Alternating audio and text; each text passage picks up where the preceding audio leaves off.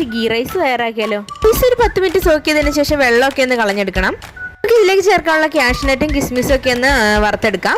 ഇനി കുറച്ച് സവാള കൂടി ഒരു ഗോൾഡൻ ബ്രൗൺ കളറിൽ ഒന്ന് വറുത്തെടുക്കണം. നമുക്ക് കുറച്ച് ഗാർണിഷ് ചെയ്യാൻ വേണ്ടിയിട്ട്. വീഡിയോ ഇഷ്ടപ്പെട്ട ചാനൽ സബ്സ്ക്രൈബ് ചെയ്യാൻ മറക്കരുത് കേട്ടോ. അപ്പൊ ഇത് മതി. ഇനി നമുക്കൊന്ന് മാറ്റി വെക്കാം. ഇനി ഒരു പാത്രത്തിലേക്ക് കുറച്ച് നെയ്യ് ചേർത്ത് കൊടുക്കുക. ഒരു 3-4 ടേബിൾ സ്പൂൺ നെയ്യ് ആഡ് ചെയ്ത് കൊടുക്കുക.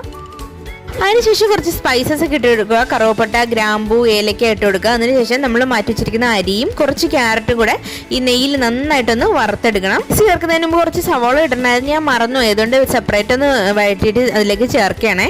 എല്ലാം കൂടെ നന്നായിട്ടൊന്ന് മിക്സ് ചെയ്തതിന് ശേഷം ഇതിലേക്ക് 3 കപ്പ് നല്ല ചൂടുവെള്ളം ഒഴിച്ചു കൊടുത്തു. അപ്പോൾ ഒരു കപ്പ് അരിക്ക് 1.5 കപ്പ് വെള്ളം എന്ന രീതിയിലാണ് ചേർക്കുന്നത്. ലെമൺ ജ്യൂസും ഉപ്പും ചേർക്കാൻ മറക്കല്ലേ. 8 മിനിറ്റ് നമ്മുടെ റൈസ് ഒക്കെ ഇവിടെ റെഡി ആയിട്ടുണ്ട്. അപ്പൊ നമുക്കൊന്ന് ഗാർണിഷ് ചെയ്യാം. അപ്പൊ നേരത്തെ നമ്മൾ മാറ്റി വെച്ചിരിക്കുന്ന സംഭവങ്ങളൊക്കെ കൊണ്ട് ഗാർണിഷ് ചെയ്തിട്ട് കുറച്ച് മല്ലിയിലയോട് ഇട്ട് കൊടുക്കുക. ചുറ്റിന്ന് മൂടി വെച്ചതിന് ശേഷം നന്നായിട്ട് ഒന്ന് ഇളക്കി കൊടുക്കുക. അപ്പൊ നമ്മുടെ ഗീ റൈസ് റെഡി ആയിട്ടുണ്ട്. വീഡിയോ ഇഷ്ടപ്പെട്ട ലൈക്ക് ചെയ്യണേ.